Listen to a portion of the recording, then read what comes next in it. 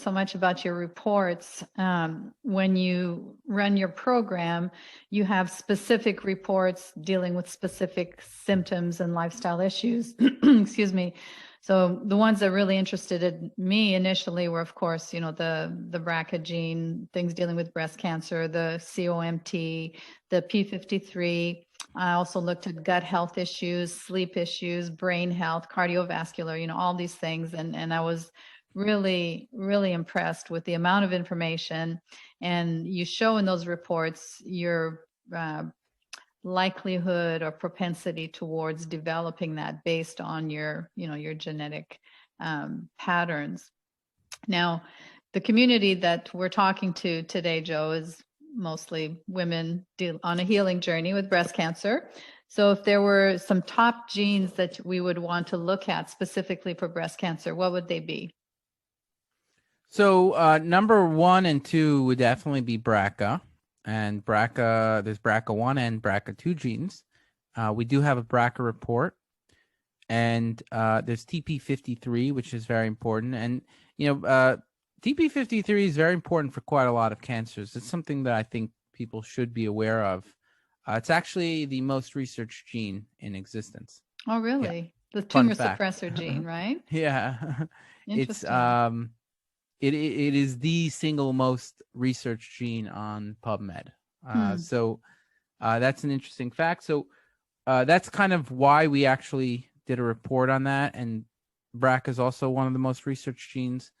And then the other, and so these do have a strong role in cancer in general, specifically breast cancer as well.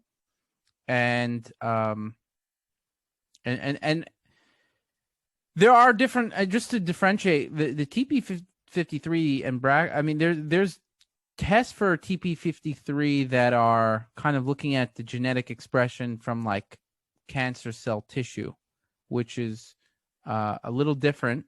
This is kind of, do you have variants that are, causing your that are making it more likely that your genetic expression is going to tilt in one way or another, right?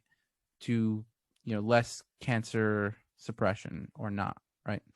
And then there's the COMT gene as well, COMT, which is also, I mean,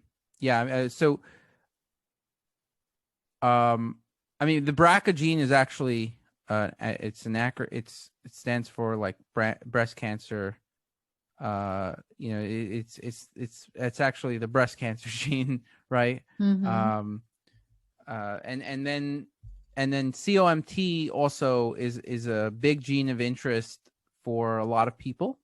It gets a lot of interest, especially in the alternative health world. And it also has a strong role for cancer. And how about for breast cancer, especially just because COMT breaks down estrogen, and estrogenic also cancer compounds and estrogenic cancer compounds. So it has a role in breast cancer. And what about vitamin D? I hear that a lot with women. They say, I take so much vitamin D, I'm out in the sun, and I know I'm one of those. But you really have to supplement quite a bit to keep your vitamin D levels optimal. So is there an issue there with some vitamin D SNPs that could be affecting women as well? Yeah, I mean, there's quite a lot of genes that could be affecting women, and vitamin D is definitely one of them, right? There's no question about